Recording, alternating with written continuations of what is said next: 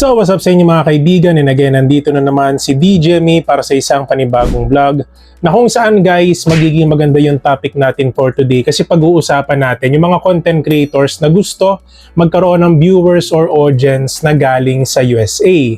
So dito pag-uusapan natin yung iba't ibang way na kailangan yung gawin, iba't ibang strategy na kailangan yung i-apply sa inyong mga channels para kahit papano is dumami yung viewers nyo na galing sa USA. So hindi na natin papatagalin to guys, kilala nyo naman si DJ Me, no? So gumawa lang tayo ng ilang pointers na kailangan yung tandaan para kahit papano may apply nyo sa inyong mga YouTube videos in the future, okay? So hindi na natin papatagalin to guys, straight to the point, direct to the point na paliwanag, let's go.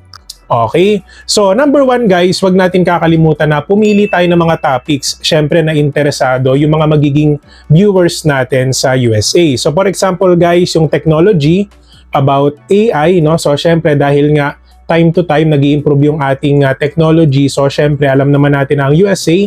So, the more na mas natututo sila, so the more na mas nagiging interested sila doon sa mga videos na meron tayo. Okay? So, personal finance about sa mga bagay na pagkakaperahan. So, alam naman natin, USA is a first world country pagdating sa ganito mga bagay, no? So, online business, syempre hindi mawawala yung gaming na popular sa US, yung mga laro na sikat sa USA, no? So, sports na sikat sa US. So, wag natin kakalimutan yan, product reviews na available sa USA, and of course guys, pop culture and entertainment. So, syempre, kung gusto nyo magkaroon kayo ng viewers or audience na galing sa US, dapat yung mga contents na ginagawa natin, yung talagang uso ron.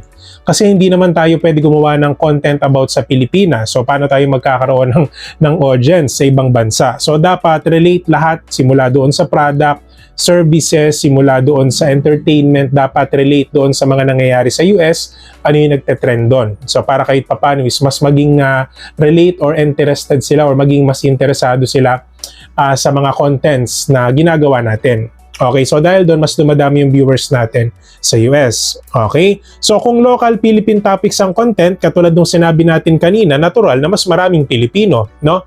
Ang magiging viewers natin imbis na taga-US, which is ayaw naman natin mangyari yon kung ang target po natin ay US audience.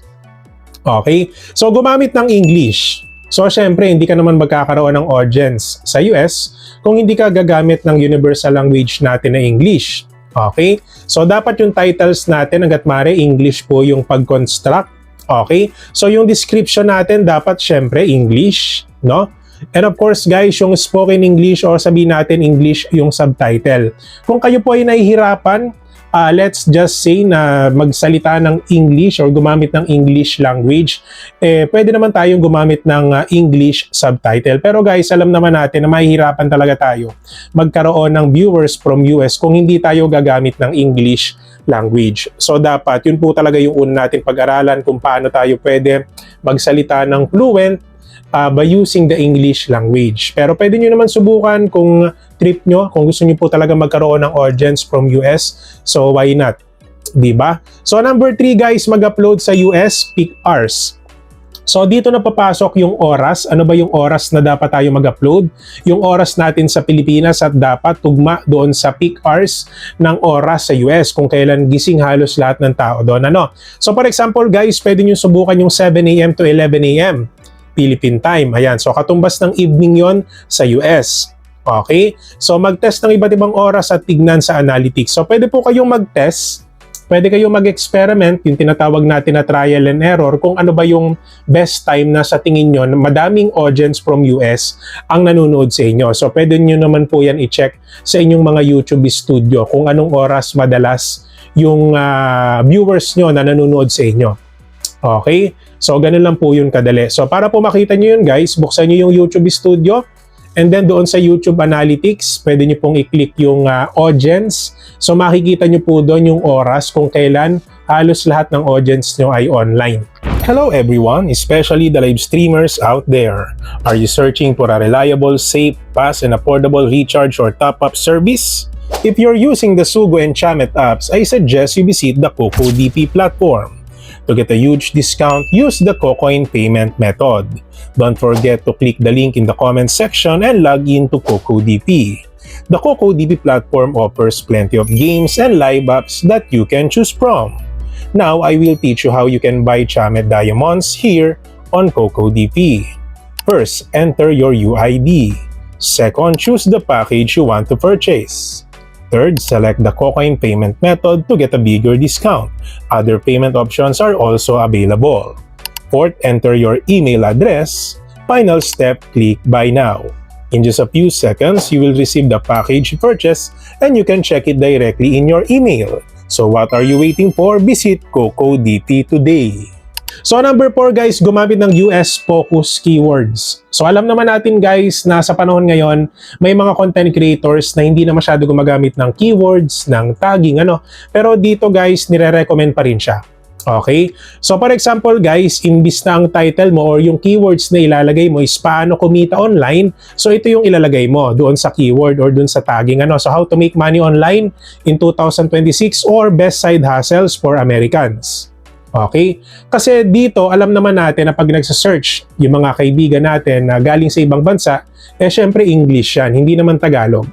No? So, the more na yung keywords na nasa atin na ginagamit natin sa videos or yung tagging natin, relate doon sa mga sinesearch nila, so mas magiging visible po yung mga videos na ginagawa natin para sa kanila.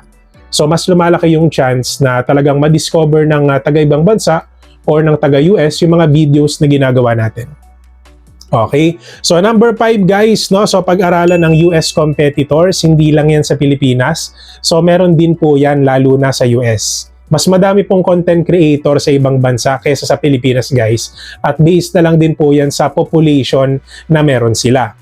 Okay, kaya po dun sa mga nag-aakala na yung competitors nyo ay mga kapwa Pilipino nyo lang pagdating sa content creation or dun sa mga topics na ginagawa nyo. So guys, meron din po tayong mga same content creators na kagaya natin yung niche sa ibang bansa.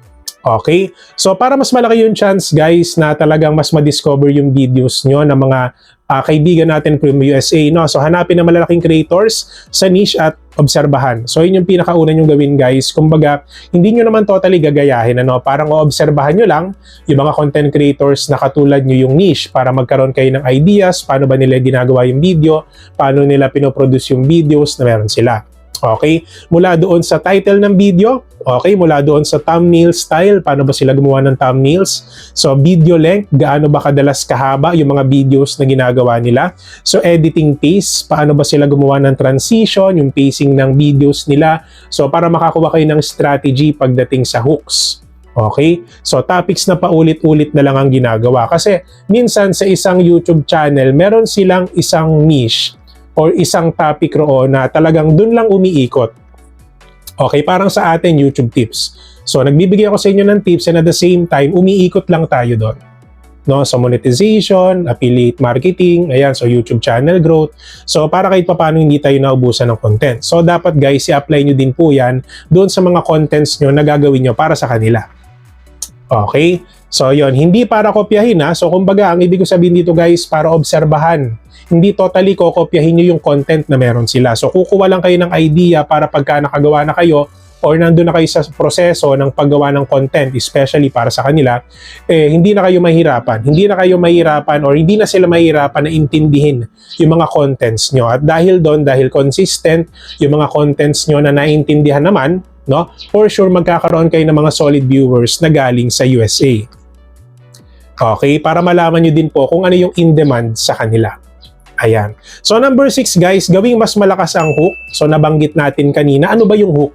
Di ba pagka nanonood po kayo ng mga video sa YouTube, mapa shorts or mapa long form video, merong first 10 seconds or first 5 to 20 seconds ng video na nagiging dahilan para magstay kayo ng matagal dun sa video. So yun po yung tinatawag natin na video hook. Okay? So maraming US viewers ang mabilis mag-skip. So kung yung mga Pinoy, mas mabilis sila mainip, mas mabilis din po mainip yung mga taga-US. Lalo na kung hindi nila nakikita agad yung sense nung papanoorin nila. Okay? So doon sa unang 5 to 15, sabihin natin 5 to 15 seconds ng video, sabihin agad ang benefit, katulad ng sinabi natin kanina. So dapat makita agad nila kung ano yung sense ng video mo. Iwasan yung mahabang intro. So, pag pinakilala mo yung sarili mo, wala silang pakialam. ipakilala mo kung saan ka nang galing, wala silang pakialam. Ang gusto lang nila mangyari dito is about saan ba yung content mo. Gusto agad nila makita yung sense nung ginagawa mo dun sa video para talaga namang mahook agad sila. So nonsense kung ipapakilala nyo yung sarili nyo. So medyo mahihirapan kayo makuha yung algorithm ng US kung ganun yung style na gagamitin nyo. So dapat straight to the point kayo. Okay? So ipakita agad ang resulta o pinaka-interesting na part. So madaming gumagawa nito guys sa Facebook, sa TikTok, and sa YouTube. So parang ang unang nilalagay nila dun sa part ng video is yung finished product. So parang pinapakita agad nila yung resulta. So ang tendency, nagkakaroon ng interest yung viewers natin na magstay ng matagal. Paano mo nagawa yun? So ganun po yung techniques na madalas ginagawa ng content creators para magkaroon din po sila ng viewers sa US. Okay? So yung pampito natin guys, ito walang kamatayang shorts. So syempre wag natin kakalimutan na gumawa tayo ng mga short videos. Ano? So madalas mas madaling makakuha ng international audience gamit ang shorts, which is proven and tested na po yan sa mga shorts creator dito sa YouTube. Okay, dito sa Pilipinas. Sobrang daming content creators ngayon ang kumikita ng malaki dahil yung audience nila galing po sa ibang bansa. And most of them galing sa US.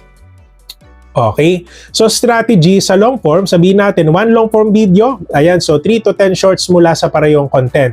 For example, isa kang long form video creator. So dun sa long form video na yon, pwede ka pang mag-produce doon ng 5 to 10 shorts.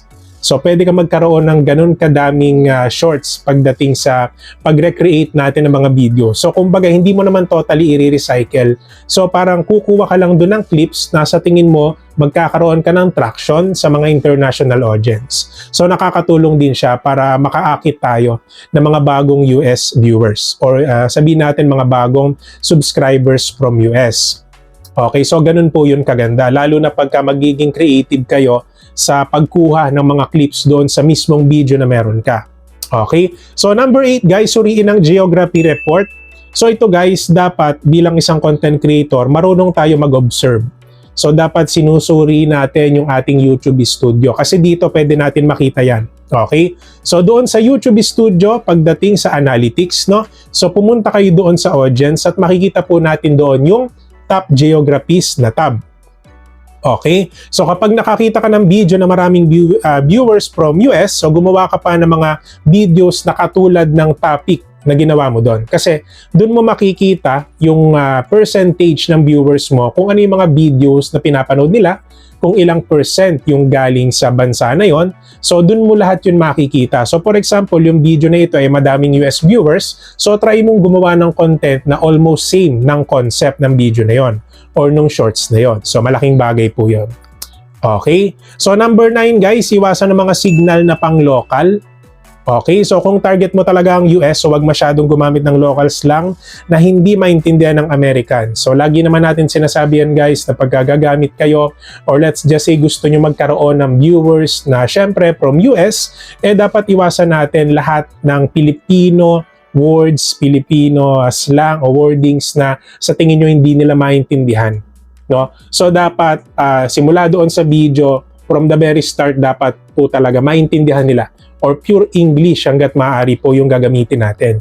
Okay, so wag umasa sa local trends lang. Ayan, i-frame ang content para sa global or US audience. Kaya nga po natin nabanggit yung number 1 na dapat po talaga is marunong tayo mag-observe dun sa mga content na in demand sa US. Kasi hindi tayo pwede gumawa ng contents or sabihin natin ng topics na in demand sa Pilipinas. Kasi ang target natin dito, US audience. So make sure na yung mga contents na gagawin natin yung in demand sa lugar nila.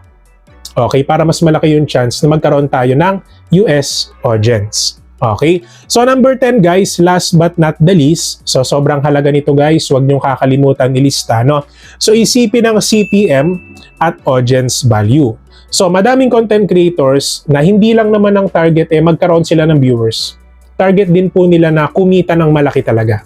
Especially sa mga content creators na nagbabalak mag-vlog this year. No, dun sa mga content creators na gusto pagkakitaan ng content creation dito sa YouTube. So wag niyo kakalimutan and isipin niyo yung CPM at audience value. Ano? So kung ang goal mo ay mataas na revenue, katulad ng sinabi natin kanina, kadalasang maganda ang mga niche na nakapokus sa finance, parang nabanggit ko na to kanina, so ulitin ko na lang ano. So business, ayan, sa software, AI tools, no, napaka-demand, in demand po niyan ngayon. Productivity, career, development. Mas mataas ang advertiser demand sa mga niche na ito sa US. No, so parang binibigyan ko na kayo ng idea dun sa mga content creators now na nagbabalak gumawa ng channels na dedicated sa mga US audience. Kung ano nga ba yung mga content na pwede nyong gawin, yung mga topics na pwede nyong i-produce sa inyong mga YouTube channel kung ang target nyo po talaga ay palawakin yung reach nyo sa US. No, para lumaki din yung revenue na meron kayo, para mas lumaki yung sakop nyong audience sa US. So sabi nga natin, mas madami tayong audience na galing sa bansa nila, mas malaki yung RPM and CPM na makukuha natin. Kasi guys, sa kahit anong niche, kung magkakaroon tayo ng viewers internationally or sa ibang bansa or dun sa mga first world countries, no, magkakaroon tayo ng malaking revenue talaga dito sa YouTube. Okay, so yun lang naman guys, and kung sa tingin nyo marami po kayong natutunan sa vlog natin for today, don't forget to subscribe my channel DJ May for more videos like this.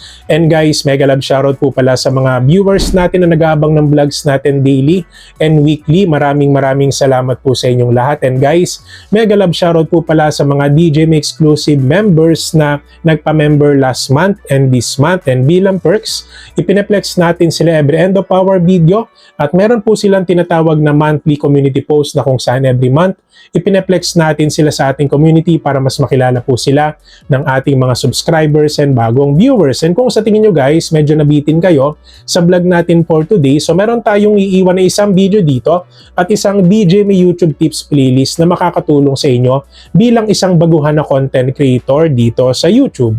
So yun lang naman guys, maraming salamat sa panonood and God bless po sa ating lahat.